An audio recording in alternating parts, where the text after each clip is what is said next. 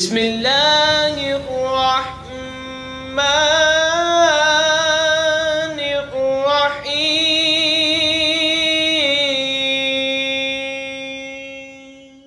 أأنتم أشد خلقا أم السماء بناها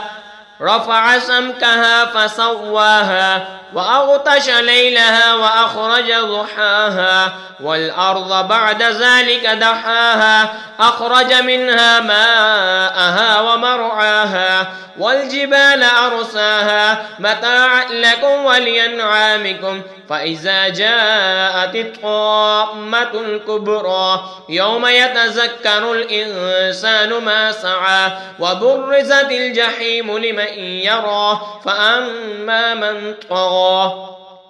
کیا تمہاری سمجھ کے مطابق تمہارا بنانا مشکل یا آسان؟ اللہ نے اسے بنایا، اس کی چھت اونچی کی، پھر اسے ٹھیک کیا، اس کی رات اندھیری کی اور اس کی روشنی چمکائی، اور اس کے بعد زمین پھیلائی، اس میں سے اس کا پانی اور چارہ نکالا، اور پہاڑوں کو جمایا تمہارے اور تمہارے چھپاؤں کے فائدے کو۔ پھر جب آئے گی وہ اہم مصیبت، سب سے بڑی، اس دن آدمی یاد کرے گا جو کوشش کی تھی، اور جہنم ہر دیکھنے والے پر ظاہر کی جائے گی، تو وہ جس نے سرکشی کی۔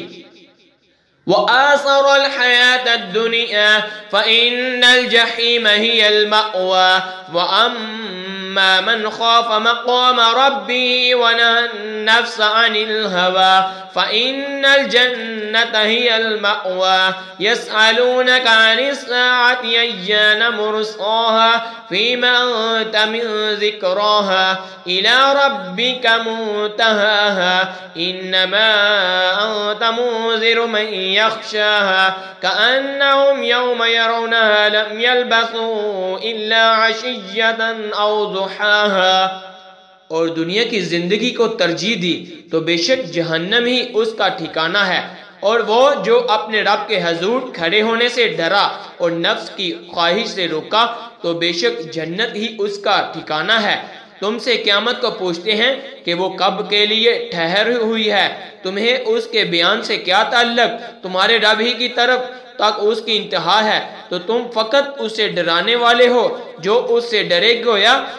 جس دن وہ اسے دیکھے گے دنیا میں نہ رہے تھے مگر ایک شام یا اس کے دن چڑھے۔ آمنت باللہ صدق اللہ